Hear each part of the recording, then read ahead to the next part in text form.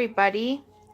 Today I'm going to be showing you how to make some homemade chicken taquitos.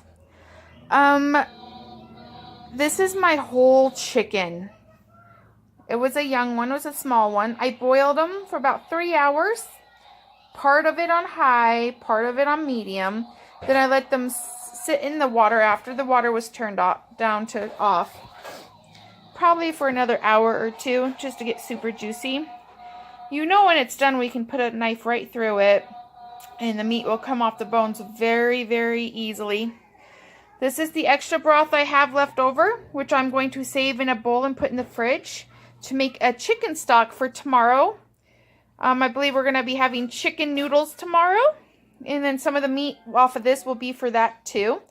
Tonight I am just going to be using some of that white breast to make the taquitos. This is the first step, is to take some of that white breast and to very finely shred it. And when I get to that point, I will be right back and show you the next steps. This is a bowl I have out for all the fat. I drain all the fat and take all the fat off. I usually just give it to my outside kitty. I don't believe in wasting. If you don't have to waste, don't waste anything at all. She loves it. Gives her a nice shiny coat. So I will return once I get that step done. Okay, everybody. So I got all of that shredded. I got the, what do you call it? Fat, gristle, all the really weird parts that nobody eats, part of the giblets. I did that and shredded up real good for the kitties outside. I put a little juice in there. They can eat off that for about 2 days. I got this for our dinner tomorrow, and then we got this whole white chicken breast part for dinner tonight. The reason why I needed all white tonight is I didn't want a lot of grease coming out, especially if we are doing a deep fry tonight. All you're going to need is a blend of cheese. Your favorite cheese, doesn't matter. I got the Mexican blend. Cream of chicken, and if you don't like cream of chicken, you can always use your favorite cream of soup. And diced chilies. If you don't like diced chilies, leave them out. If you like salsa, you can add like a cup of salsa in there instead. If you don't want to add anything, don't add anything. Some people just like to add a little sauteed onions, maybe some green bell pepper. I like the diced chilies. They are expensive, but those are my favorite. You're going to end up putting it into the dry chicken mixture. You don't want to season it. You don't need salt. You do not need pepper. It's going to be seasoned just fine with all out that stuff. The cheese is salty enough to where you don't want to over salt your food. The green peppers gives it enough of a zing that you probably will not need any pepper anyway. So you don't have to waste any seasonings because you get a great flavor without them anyways. When you get this all done and mixed up real good, it's going to take a minute because I need my hand to hold this. I need one of those things that you wear on top of your head, huh? We don't mix any of the cream of mushrooms or cream of chicken soup with anything. It's more of a binder just to kind of hold everything together. I take about a half a tablespoon and I'll just put it down on the tortilla. Now, if you're someone like me who loves homemade tortillas, that's amazing. That's awesome. Go for it. If you have a recipe that you know that is good, that you can make thin tortillas. But my recipe, and I know everyone else authentically who makes this and these types of tortillas, they're not very thin. Homemade tortillas aren't really meant to be thin. I've never seen a thin tortilla. The only time I can find them is at the store.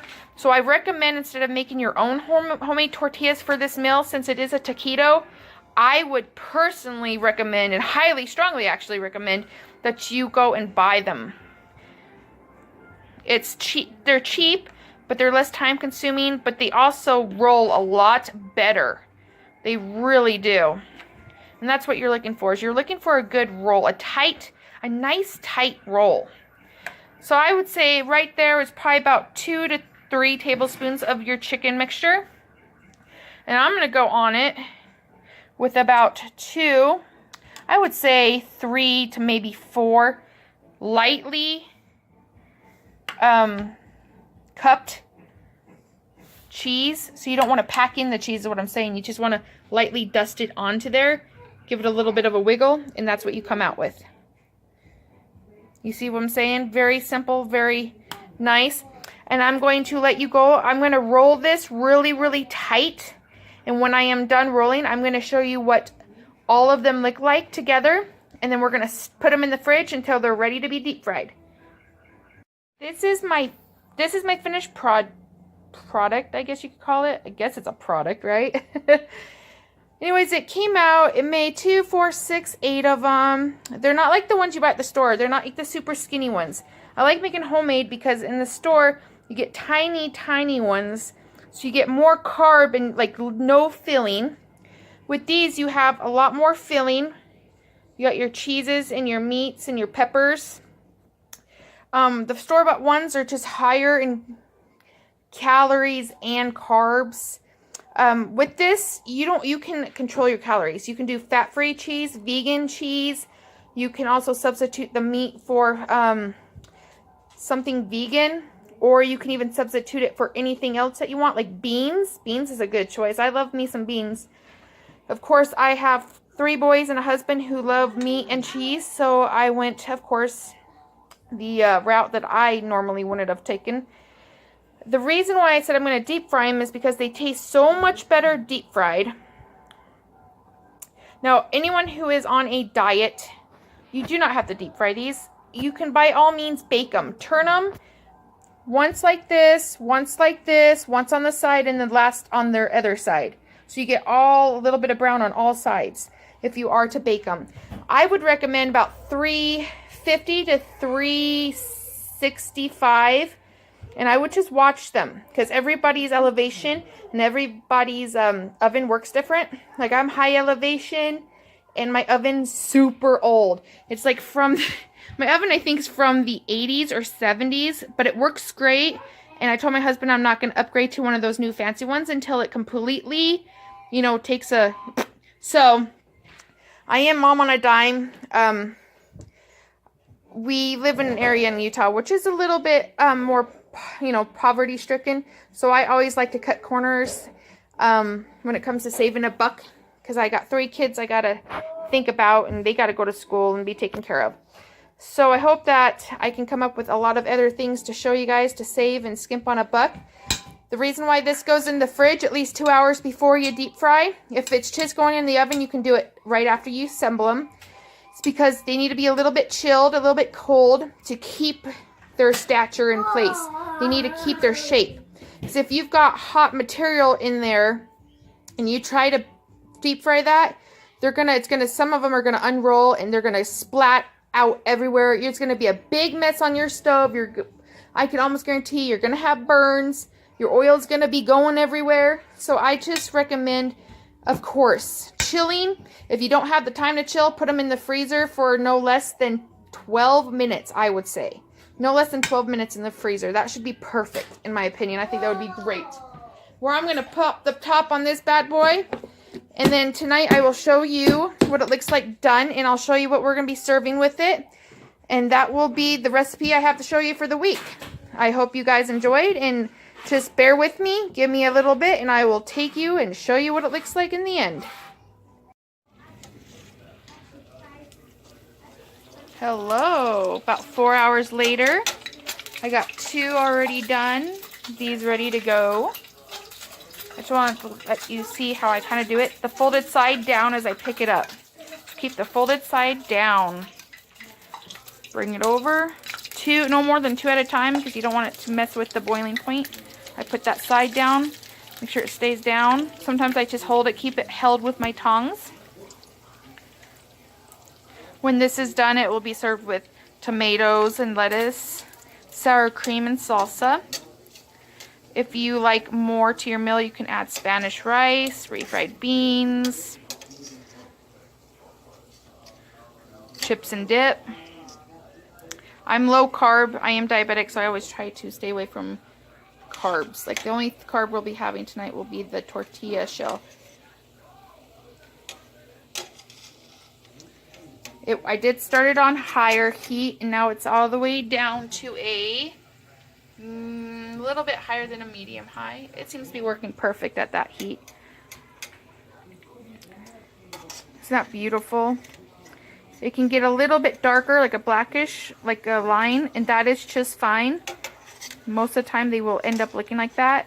Does not mean you burned it. It is just fine, I promise you. Okay. They are pretty heavy because I did fill them with a lot of protein. Lots of chicken. You just set them down like that.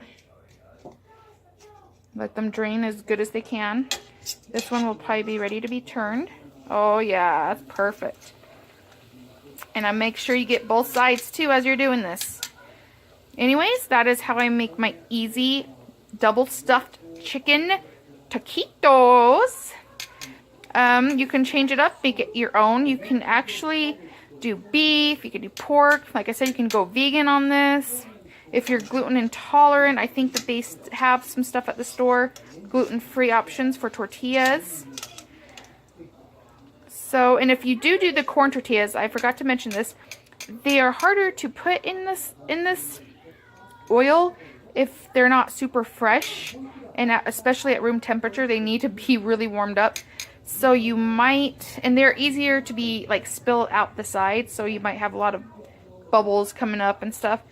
So I would try to stick with the flour. If you really do crave the corn tortilla ones, do as I do. I would just buy them from the freezer section. They have a lot more additives. I know they're not as good for you, but as long as you don't eat over 4 of them at a setting, I think 6 of them is a serving. But if you don't eat over 4, you shouldn't overdo it on your sodium or calories as much.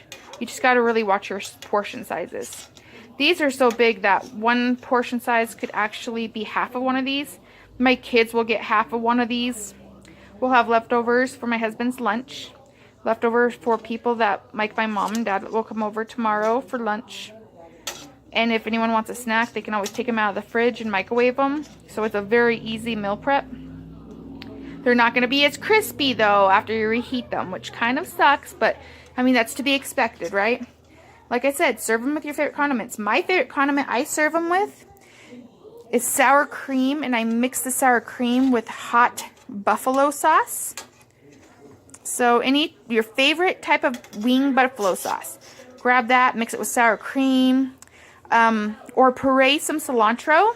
Puree it and add it to a sour cream and really mix it up and whip it up real good. Kind of make like a cilantro dressing. Or you can even add ranch and mix it with some sour cream and drizzle it over that. So there's a lot of different things, a lot of different sauces that I love to make at home that are like totally my favorites. You can't buy out there in like McDonald's and Burger King because only I have the recipe for. So later on I'll probably show you guys how to make some sauces too. Yummy, yummy. And some of them are super easy. That's how you like them, right? Anyways, thank you for joining us. I appreciate all the views and the likes. Please hit the subscribe button if you have not.